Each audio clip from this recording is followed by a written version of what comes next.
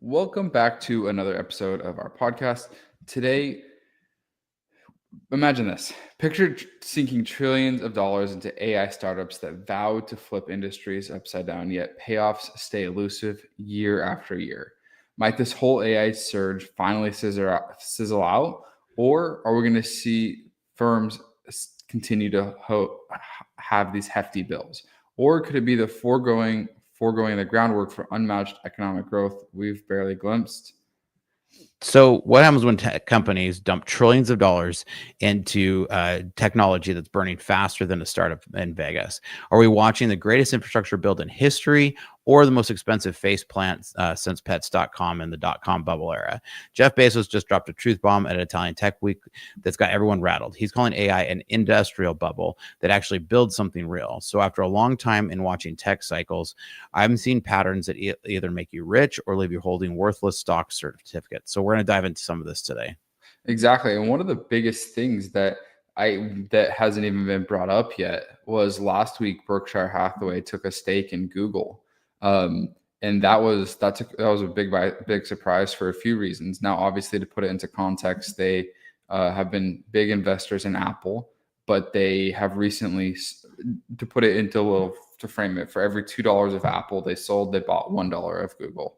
So relative to their overall portfolio, it's teeny tiny, like hardly worth even mentioning. But I wanted to show you a couple of things and get your take on it. So um, Berkshire Hathaway purchased Google, which finally could be their entry into this era of technology. Um, what they said was people are speculating that they think Berkshire likely finds more comfort in investing in Google over tech plays, given the high free cash flow potential of its core business, coupled with an attractive valuation at around 22x of 2027 EPS. So So a couple of interesting things here. A lot of people are saying, Warren Buffett always says he wouldn't touch tech. He just didn't. He said, I don't know it. And he said, I'm never going to invest in something that I don't know. And so he's always mostly stayed away from most technology stocks. And it's something that he's and so a lot of people are saying, hey, this was the first buy of the new guy, right? And and a lot of people were saying, well, okay, Warren's ready to step down. This is a sign that he's ready to step down. This is the new Berkshire Hathaway of tomorrow, because if you're going to pick, and so the thing that to me comes in is what we've talked a lot about here is I've been predicting that Gemini is going to be the winner of the AI bubble. And it kind of feels like they've done the same thing. Yeah. So here's what they said back in 2020 and 2018. Buffett admitted to missing Google was one of his biggest investing mistakes. He had a front row seat. Geico, Berkshire's auto insurance unit, was one of Google's earliest major advertisers. The company paid around about $10 every time a user clicked one of its search ads in the early days of online marketing. He said, I had seen the product work and I knew the kind of margins they had, Buffett said in 2018. I didn't know enough about technology to know whether this was really one that would stop the competitive race. Yeah, one of the things that's interesting is Google spends about $100 billion on CapEx every year, and they do it out of profit. So they do it out of their net. So they can comfortably outspend Anthropic or OpenAI and do it just with the loose pocket change that's in their pockets. And that's where this is going to be different. They have the data, they have the money, they don't need to go raise investments to do it. They can, and that's where I think people like XAI are slightly different. People like Google are slightly different because XAI has the revenue from Twitter. People who are driving from real revenue already have the lead here. And I think that's what we're seeing with Berkshire Hathaway is them saying, look, this is an obvious no-brainer that Google's going to win this one. Yeah. I thought it was a really interesting purchase. Obviously, it's still a tiny investment compared, but I do think that this could be, I think his name is Greg Abel. I do think it would be it would be the most comfortable AI technology investment to make of them all. And I'm excited to see where he takes Berkshire. Well, and so there's a couple of things because we talked last week, that Google and Apple now have a partnership, right, for a $1 billion partnership. And again, the data is worth way more than the money to Google on that one. Yeah. And locking in their continued partnership, right? Google's already paying $20 billion a year for the search rights to be the default search on Apple. And that's originally what was going to get them in hot water. But, the ruling this year came over with just a slap on the hand. And so this is where this is clearly Berkshire saying they're picking the winner. They're not investing in OpenAI. They're not investing in Anthropic. They're not investing in any of these other little guys. They're like, look, the winner on this one's going to be pretty clear. Yeah. I think Google is definitely going to be a player regardless. So funny enough, I was actually just trying to open an X link and I thought it was my computer, but it looks like X is down. Are they? Yeah. So Cloudflare has been bumpy all night. This is I'm getting a Cloudflare. So this is actually Cloudflare being bumpy. That's interesting because I'm up. Nope, except my feed's all down. So it does look like X is being affected by Cloudflare somewhere, is my guess. That's crazy. Yeah, so Cloudflare is having some bumps. I noticed that some of my team last night was reporting that Cloudflare is down, so some of our links may not work this morning. That's fine. Cloudflare is down 4% in the pre-market. So I mean, I know that you've covered this on your channel, but I really want to get into it for personal reasons, just like selfish reasons. What's going on with this? Anthropic can hack your systems like 70% AI now. I mean, are we going to start seeing more and more of these AI cyber attacks? Absolutely. They're just warming up. This is the first of them we're seeing. The problem is that the term that 2025 was going to be the agentic web, right? It was going to be the year of the agent, right? We're going to see this happening over and over and over again. The problem here is that, so people left default settings on. Somebody came in and exploited it and then gave people way too much permission. And so Anthropic is actually shouting this from the rooftop because they're like, guys, this is how you don't want to use our services. And so it's interesting because Anthropic is publishing a very in-depth study about how they were hacked. And they being hacked is kind of an interesting thing. It's kind of like somebody like Google saying, hey, look, this is how your Gmail can be hacked, right?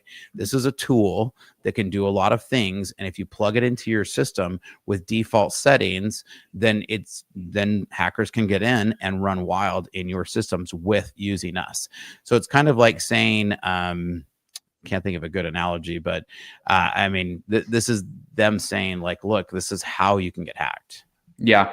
So 80 to 90% of this attack was automated and they were able to query against Claude's database. Does that mean, is that talking about like people's chat history and things like that? Or is that just like user information?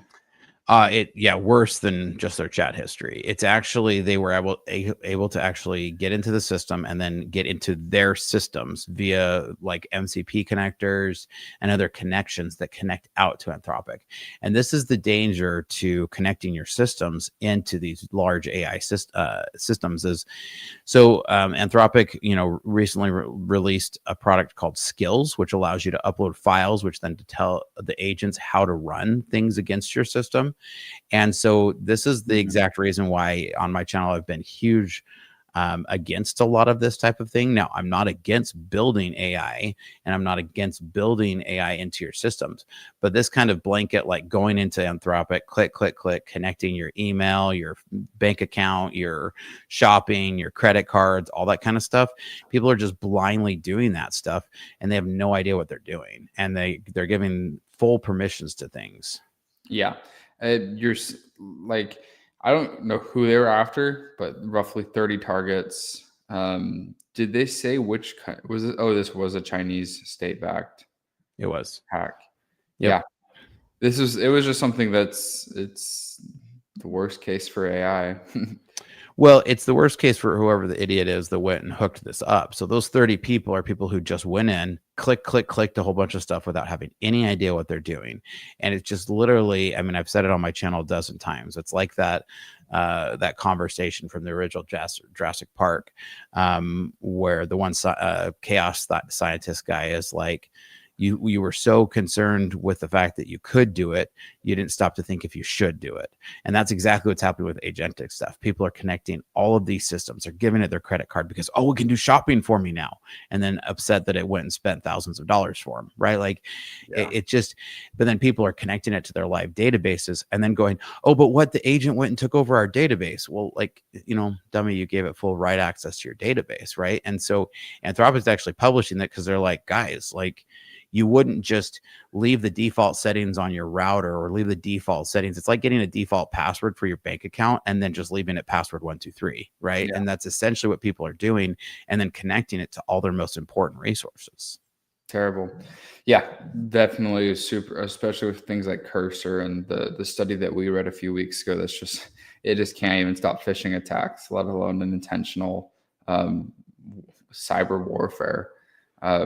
So yeah, I expect, unfortunately, but I mean, honestly, in my opinion, it creates a huge opportunity in the market for more of an AI cybersecurity play for startups. I mean, people get worried like, oh, we're going to lose our job to AI, but then just like the back in the old days, they used to have people go light little lamps before the light bulb. It's like, but now you need to build a crane to go service the light bulbs. Like, there's just going to, like, that was a terrible example, but there's going to be other opportunities that created in that. And I think cybersecurity is going to be a huge one. No, I mean, it's actually a great example. So originally in the late 1800s, there was people, a large swath of the percentage of population were employed to walk around and light street lamps, like candles on street lamps. And so it was this huge thing. And so when Thomas Edison came out with the light bulb, they're like, oh, this whole set of the population is going to be out of work. And so we've seen this over and over again. The Industrial Revolution was another one. Oh my gosh, we have these tractors. Now suddenly there's not going to be any farmers, right? And it's like, we've seen this pattern happen over and over again. People will just find new jobs. And that's and this is going to create it. Find new jobs, but it creates new jobs because, oh my gosh, tractors are here. It's like tractors don't build themselves. Like tractors need to innovate. And then it's what happens when a tractor breaks down. Now you have a whole new mechanic that needs to come in, which was actually a higher skill than the person out planting the seeds. So, and so we're seeing this over and over. So right now the prediction is that by the end of 2026, they're saying there's only going to be 30% of the amount of security firms that are going to be needed. So that's part of the reason here at Startup Hack, we've actually started our own security arm. So we actually have a Startup Hack security team, which is now live and starting. So you can actually check out startuphacksecurity.com. So if you guys have security needs for your business, go check that out. Perfect. And to actually kind of to continue with this, I was reading this morning that compared to the .com era, a survey in 1995 found that 72% of respondents were comfortable with this new technology, like computers and the internet in 2020, and 24% were not. Fast forward to now, and that's flipped. Only 31% are comfortable with AI, while 68% are uncomfortable. I want to highlight a couple more things here. Few companies announcing layoffs actually cite AI as the reason relative to the investments of AI companies. Actual corporate adoption has been modest, feeding the suspicion of a bubble. So it doesn't matter that people don't love AI, right? Nuclear power once offered the sort of potential that AI promises today, but the public never got comfortable with the technology that could also wipe out humanity, especially after the 1979 Three Mile Island accident. From 78 to 90, polls showed that an overwhelming opposition to new reactors and development and deployment ground to halt. Now it is only coming back to life, ironically, to power AI. So I just thought that was a really interesting, you're seeing a complete sentiment. And I think that Wall Street Journal, oh, dang, I wasn't sharing my screen. You're seeing a complete sentiment switch from people that were comfortable with the internet. And it's also showing that sentiment of people voting elected officials. Like if that many people are uncomfortable, then the next election cycle, people are going to vote for a president or for a politician that is going to mirror that sentiment of no, AI is too scary. And just like the previous administration had a lot of guidelines on AI, you could see something similar again. And how you saw nuclear slow down or be halted due just to sentiment of the population. I don't know. I thought it was really interesting. It is. I mean, we're going to have to figure out, because even Satya Nadella recently just said that they have a swath of servers right now that are actually online but dark because they don't have power for them. So people have been predicting that there wouldn't be enough power for the rate at which that we're building these plants, and we're going to have to get comfortable with nuclear. It's the only thing that can scale. Now, Elon Musk is saying it's something different. He's saying we need to start building out solar, and so. There's an we'll be interested to see kind of where that ends up. Yeah. So only 40%. So the sentiment around what people trust in the financial sector, energy, and healthcare, more than half the time people are like, yes, you can trust them. Like 62 to 63%, they can be trusted to do the right thing. In the AI industry, only 40% of firms are expected to do the right thing. And so I think that you're going to continue to see a lot of hesitancy, and therefore I think the mass adoption will be slower by the consumer. It's interesting because the consumer is actually the one consuming ChatGPT. The corporations are going to be the ones slow to adopt it. That's also the reason why I think the slow players here are the ones that are actually going to win. People have been poo-pooing on Apple for a long time, and suddenly Apple's coming out looking great, right? That they were some of the late adopters. Google originally started with Bard, has been doing DeepMind. DeepMind has existed for 14 years, right? So it was founded 14 years ago. So they have a whole head start, a running start to this. And when Google founded DeepMind is when, shortly after is when Elon Musk and Sam Altman actually originally got together and started OpenAI. And it was actually to be counter to DeepMind. Like that was kind of supposed to be the idea. And the whole reason why it was like DeepMind, sounds like, big government, et cetera, or, big business, and OpenAI sounds like, OpenAI was supposed to be the open one. Yeah. I don't know if you saw this morning, but Lambda, they just raised another $1.5 billion for cloud computing. They just recently had a huge contract with Microsoft. And this is after the Microsoft's $9.7 billion deal with IRN. So you're continuing to see just the cloud infrastructure just get so much money that it's ridiculous. But that's going to all come to a halt if they can't power it. Yeah, that will be the challenge.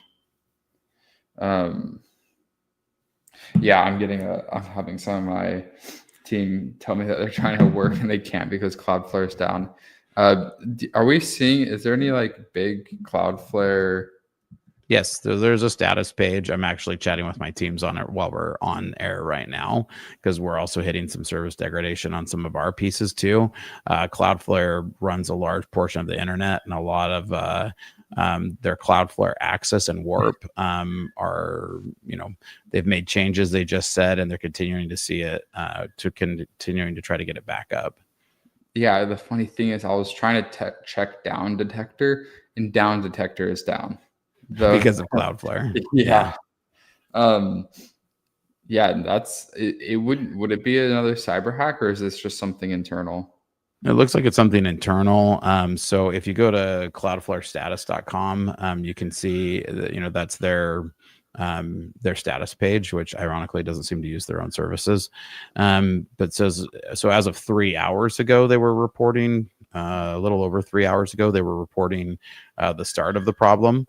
And so 11:17 UTC, and right now it's 13:13 UTC. So they're continuing to report, but they've been down for a few hours. Wow. Yeah. Well, hopefully. I mean, wasn't it last time that somebody? What did they do? Did they just run an update in the middle of the day and it like broke the internet for a day? I can't remember what it was. Well, and so that was for that was actually Azure had a similar problem. Yeah. Do you need to go work with your team? No, they're working on it. Okay. Okay. Well, our X links won't work. What do you want to tackle next? We've covered some good things. Let's chat a little bit on. Sorry, I get my notes back up here. Let's kind of talk back into so A16Z, right? Start talking about some interesting things because, Andreessen Horowitz is definitely arguing back that here, I'll send you a link. I think this is the newsletter. Yeah, that's that one. So this is an interesting one because this is them arguing that this isn't a bubble, or at least not a bubble in traditional sense that it's going to go away, because this is organizations are increasingly using AI in multiple functions. So we are seeing orgs start to use it. The difference that we're getting right now and what these guys are trying to argue is we have a use, which means that revenue will follow or that will affect GDP to follow. What a lot of people are seeing is saying, hey, we're seeing use, but we're not seeing the revenue following, right? And that's currently the problem that they're trying to say. Now, if you scroll down just a little bit, there's and you look at some of the most common types of vulnerabilities, right, found by CodeQL. One of the first ones is broken access control. So this is exactly, that one right there. So you can see that broken access control means that when a vulnerability happens, it means somebody gave another system too much permission. So access control is talking about the level of permission that was given to an AI agent to run within a system, right? Mm-hmm. And so insecure design, injection, and broken access control are the top players. Now, injection is an interesting one because basically SQL injection has been one or other types of injection, but SQL injection being the leading culprit there, have been the easiest way to hack a system for a long time. With AI, you could script that at a level that no human could ever do, or that even bots would have been hard to do. But now with AI, you can script an injection attack really simply. Now they've put guardrails on most of the other systems to where they can slow down those injection attacks. But this again goes back to what we were talking about before. So we see this sharp uptick in broken access control, insecure design, right? Those two things are because people are giving the AI too broad of permissions. They're just literally, it's like handing a 5-year-old a keys to a Ferrari and then getting upset when it crashes, right? And that's exactly what's going on here. And that's what, Andreessen Horowitz here is saying is like, hey, look, you need to, not give it everything. Yeah. And you can see they kind of zoom out a little bit when just focus on the two. The software and data integrity control failures, which is what a lot of people would suspect. No, it's just people saying allow too many things.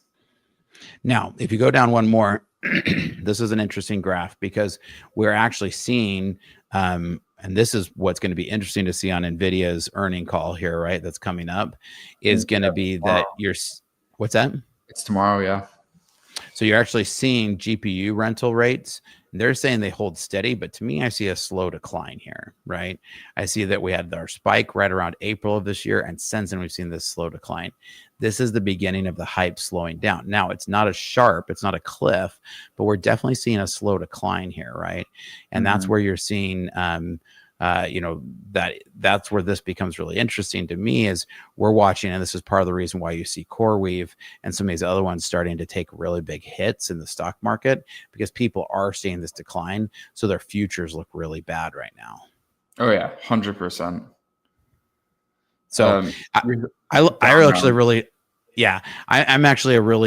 actually nerd out over this kind of stuff because I understand the tech behind the investing and the investing behind the tech. Yeah. And so, when you start to talk about down rounds, we can see down rounds and flat rounds are way up, right? So in 2022 and 2023, we saw this rough, spike of them. They've started to actually come down a little bit, which means investors are starting to figure out how to invest into AI. Yeah, you're starting to see your up rounds tick up too, which is interesting. Yeah. No, these are fascinating graphs. Yeah. I think we had another link in there from A16Z that you can go look at, which is also interesting because the other part of this link from A16Z, if you want to hit that other link, then the other link here is showing, excuse me, is so we see the level of valuation to profitability, right? And so these become an interesting graph because the fatter the margins, the higher the multiples, right? And so if you go down just a little bit more, margin adjusted multiples really aren't that high. And people are saying, so this is the difference between the dot-com boom, right? So during the dot-com, the difference between multiples and revenue were in the hundreds. People are, ragging at NVIDIA, but their multiples 40 times revenue. Okay. So they have the revenue to back up their valuations right now. 40 is really high. Don't get me wrong, but they also are the ones with the, sharpest shovel right now in the gold rush. So, this is where, the forward profit margins on the S&P 500 versus the forward PE ratios, and they're really not that far off, right? And that's what they're kind of arguing here to say, look, over the history of things, we're not seeing that tough of a bubble. And so the difference right now is that companies in the S&P 500 are actually producing revenue. And so that's the difference to the dot-com bubble. Yeah, that is the Mag 7 are going to continue to, I don't know, And do you know, it's funny, a name that keeps getting whittled out every week, it seems, that we do this podcast. If we were to make a graph, I think it would just be a straight decline, is XAI. All they're really known for is spending money. I don't know what revenue are they really bringing in outside of Grok. There's nothing. They're just really good at spending money. So XAI and X have merged, right? And so they brought in X's revenue, and there's XAI and Grok, which, is making some. They're a private company, so it's a lot harder to get into, what their finances are. So we can only really guess at things. And so there's not really a great way for us to know exactly what that is. The other part that's a little tricky, because they're a private company, is it's a little tricky to know exactly how much Musk is using across all of his companies, particularly across his private companies. So when you think of SpaceX to X, we don't really know exactly where there's crossovers. Yeah, that's fair. We can give them that. It was funny. I was trying to figure out Palantir's revenue multiple. But yeah, you have Palantir's. This was interesting. Palantir, the year-over-year growth plus adjusted operating margin. You said NVIDIA's at like 40. Mm-hmm. I'm trying to figure out what Palantir was at, but yeah, Palantir's, they're killing it. I think they would be really well poised for a security if they went hard at security, but so they're in a special niche, right? They're in the government contracts, and they do work around some of the security, but they're mostly doing advanced, detection of things, and that's really their claim to fame. So, yeah, cool. Well, AI continues to surprise us for better and for worse. I mean, these hacks are scary, but like you said, startuphacksecurity.com is your new security arm, which is exciting. We'll be excited to hear about that. And yeah, every Tuesday morning, Startup Hack and I go live, where obviously Startup Hack has been in tech for 25 years now. Yep, so a little more. You've been through the downs. Yeah, went through .com, went through 2008 crash, went through the teen era and the funny crypto bumpies era, everything. Went through the crypto era and have now been went through COVID and now back on the other side of all of that. So, and now in the AI era. So, yeah. And I'm 25 years old. So I am his son. My name is McKay, and we do a podcast every Tuesday morning where we take our phone calls and our dinner conversations, and we just decide to share 30 minutes with you guys every Tuesday, and we enjoy doing it. But yeah, if you guys are, the best compliment you can leave us is a subscribe and a comment letting us know what you think and your thoughts about what we talked about. But yeah, thank you guys so much for joining us, and we'll see you next Tuesday. Thanks.